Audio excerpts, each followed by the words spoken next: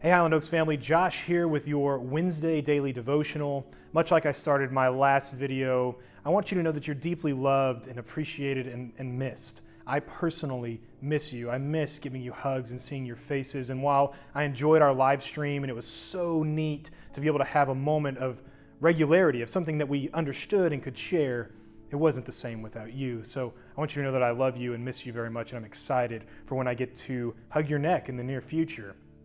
But for right now, I want to introduce you to something that we do in my discipleship gathering on Sunday mornings, and it's called Sashay Check-In. And Sashay is an acronym, and it stands for this: sad, angry, scared, happy, excited, tender. And what you do when you do a Sashay Check-In is you simply say your name, and then you check in with one or all of those emotions. It doesn't matter. And what we do with that is that it gives us a moment to breathe, to take an assessment of where we're at spiritually, where our heart's at. And it gives us also a moment of connection with other people. And I started to think, man, Jesus understood what all these emotions were like, and so he actually did the same thing. Maybe not in the same way, but surely he experienced all of these things. Do you remember Jesus being sad when Lazarus died? He weeps for his friend that is gone. Or maybe when he's angry. Think about when he's in the temple and people have made the temple into a marketplace and they've totally missed the point of what the synagogue was about. He's angry. They're not doing the right thing with God's house. Or maybe he's scared. We know that he was scared in the Garden of Gethsemane, right? Sweating drops of blood as he awaited his death. And what about being happy and excited?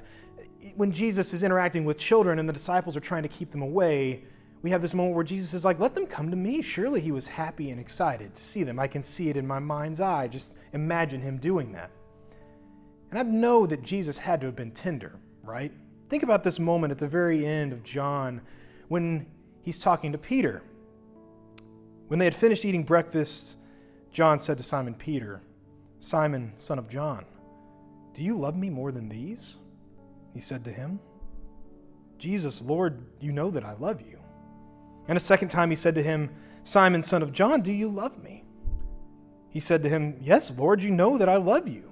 And then Jesus said to him, "Tend my sheep." And he said to him the third time, "Simon, son of John, do you love me?"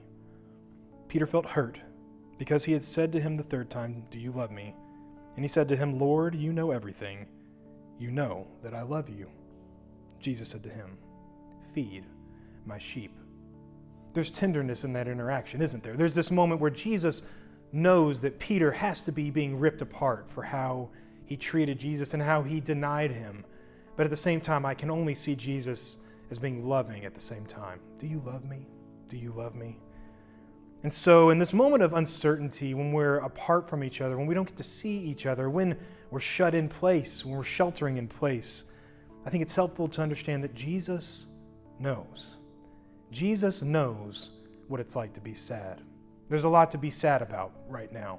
We hear of people being sick, some people dying. And I understand that Jesus knows what that's like. It's okay to be angry. Why is this happening? Why can't I do the things that I regularly do? Why are people that should be able to get help not getting help? There's a lot to be angry about, and Jesus knows what it's like to be angry. There are a lot of people rightfully scared at this moment. Jesus knows what that's like. Jesus knows what it's like to be happy and excited.